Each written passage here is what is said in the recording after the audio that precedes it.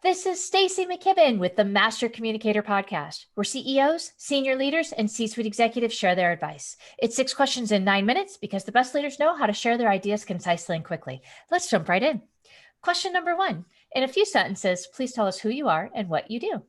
Absolutely. My name is Leslie Venetz. I am a sales director in an enterprise SE for a British research and advisory firm, and I'm generally B2B sales obsessed. Oh, awesome. And you got some UK experience coming at it. So we're going to get a chance to think broadly about remote learning and leadership. I love that. Absolutely. Global perspective. I love that. So as we jump in, I'm curious, kick us off with what's the best thing about leading people through change from your perspective? Absolutely. I think two things. One, getting to empower them at a time when I think, people are naturally questioning what's possible. Yeah. It's been a difficult year or, now 2020 into 2021, but getting that opportunity to become closer to your team, closer to your colleagues, and empower them at a time that can be make or break for a lot of folks. So I think that is extraordinarily powerful. And particularly in B2B, I know this is true for a lot of industries, but in B2B, I'm seeing the industry have to push itself in a lot of different ways. So having that chance to expose folks to maybe new ways of working and new perspectives that they might not have been open to if it wasn't for this disruption. I love thoughts like that because you always remind me of things like, the hatching of the baby bird, right? They teach us in science that the baby bird needs the struggle of the hatch to get the strength to make it through life. And kind of what you're describing to me here makes me think that, right? That the business needs the struggle of, circumstances to really come out of their shell and be who they know they can be. Absolutely. I was in a workshop this morning and one of the panelists said that 2020 was a gift to B2B salespeople. And I think that might be a hard mentality to embrace, but in a lot of ways, that's true. Totally agree. Totally agree. So as you think about then, what piece of advice would you give to other leaders about implementing change? Talk to your employees. Like 100%, the biggest piece of advice is don't try to implement change because you heard from somewhere else that it worked at that organization or you think it's what people want. My number one piece of advice is get closer to your employees, meet them where they're at, and ensure that in your effort to implement change, you are bringing them along with you on a journey that they're excited about. Yeah, you can either like enroll them in this journey with you, right? Or you can like pull them along kicking and screaming. And, I think all of us parents out there know what that latter one looks like.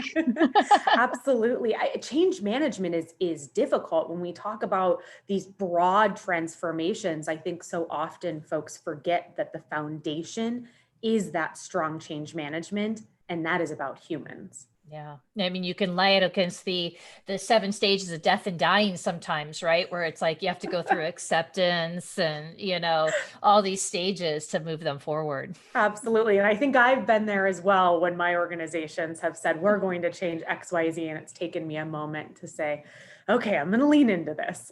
Right, right.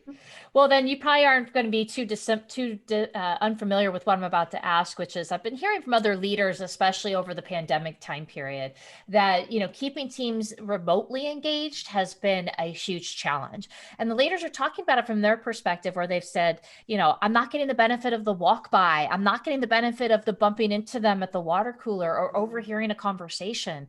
I'm curious, how are you addressing that? And what are some of the tactics that you've employed that have been successful or to stay away from? So I have a slightly different perspective on this because I was fully remote for 2 years pre-pandemic. So as I mentioned, I work for a British company. So most of my colleagues are overseas in a dramatically different time zone. And even for my colleagues that are sat in Chicago with me, I was not in the office with them.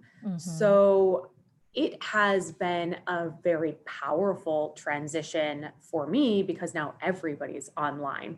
So I'm seeing a lot more opportunity to collaborate. I think a much more proactive approach to share learnings globally because people aren't bumping in to one another in the hall. So I would say one takeaway that everybody in the organization is sort of agreeing to is to make sure that we are using something like Slack or like Teams to put why somebody just became a client or why somebody renewed or what they learned out there for everybody, to not rely so much on those very casual, you're only going to hear it if you bump into Bob by the water cooler. So I think that it is a positive. And then beyond that, allowing and encouraging team members to be more authentic in the version of themselves that we have them bring to work, because we are intruding into their homes every single day now that everybody is there. So we have built on that to just have a lot more fun. We did a whole series of Monday morning meetings, and each week was a different Will Smith song as the theme. We've played code names. We played What's in Your Fridge, where we just took our camera and showed people what was in our fridge. So, I think we have just embraced the silliness of it. Yeah. I heard somebody say recently, embrace the suck. Yes. Yeah, absolutely, Stacy.